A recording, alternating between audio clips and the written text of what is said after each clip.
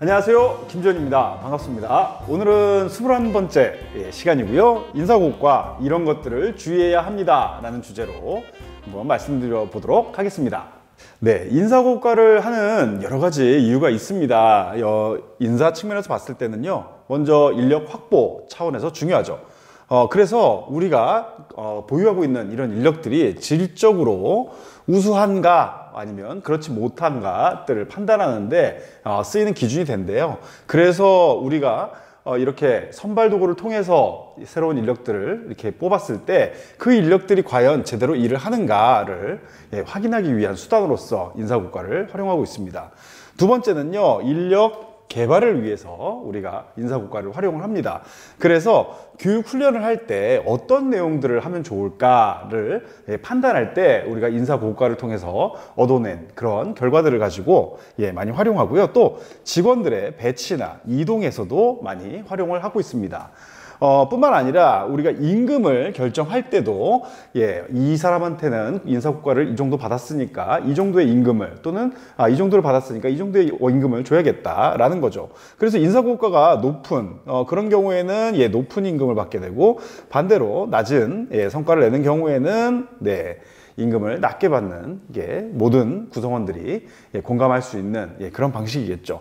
또 우리가 인력 유지를 할 때도 직원들이 과연 지금 사기나 애사심 이런 것들이 어떠한가를 판단할 때도 인사고과를 활용하고 있습니다. 마지막으로 인력을 방출할 때 우리가 회사가 어려워지거나 구조조정을 한다든지 또는 뭐 경영 전략 전체를 바꾼다든지 이럴 때 방출할 이 직원들을 누구로 선택할 것인가에 대한 객관적인 기준을 제공한다 라고 말씀드릴 수 있겠습니다.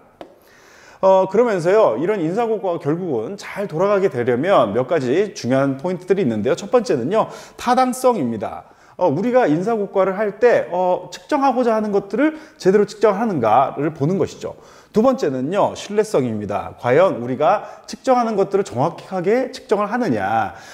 우리가 두 번, 세 번을 다시 측정을 한다 하더라도 정확하게 또는 계속 유사하게 거의 동일하게 계속적으로 인사고과를 할 수 있는가가 필요하고요. 또 수용성입니다. 결국은 우리 인사고과를 통해서 나온 결과들을 우리 직원들이 제대로 받아들이고 내가 다음번엔 더 열심히 해야 되겠다, 이러한 임금 수준에 나는 만족을 한다, 동의한다, 이런 것들을 하기 위해서는 수용성이 되게 중요하고요.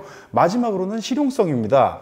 인사고과를 하는 거 굉장히 좋은데 그 비용이 너무나도 높은 경우에는 인사고과를 하는 게 좀 무리가 있겠죠. 그래서 적당한 비용으로 할 수 있는가라는 측면이 바로 실용성입니다.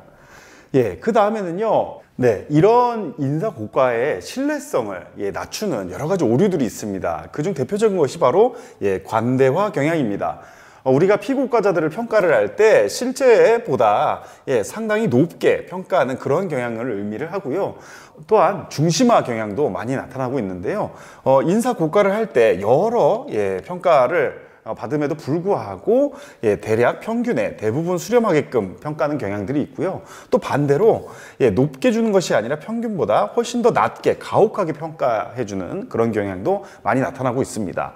상동적 오류라고 해가지고요, 고향이 어디냐, 종교가 어디냐, 노조가 어디냐, 이러한 특정 집단에 소속되어 있는 그런 사람을 갖다가 이 고향 출신이면은 굉장히 일을 잘하겠다, 이렇게 평가하는 오류들이 있고요. 또 연공 오류라고 해가지고 연령이라든지 학력 그리고 근속 연수, 이렇게 오래 근무하시거나 나이가 많은 경우에 더 일을 잘할 것이다, 혹은 이번에 고과를 잘 줘야겠다, 이렇게 하는 오류들이 많이 발생하고 있습니다.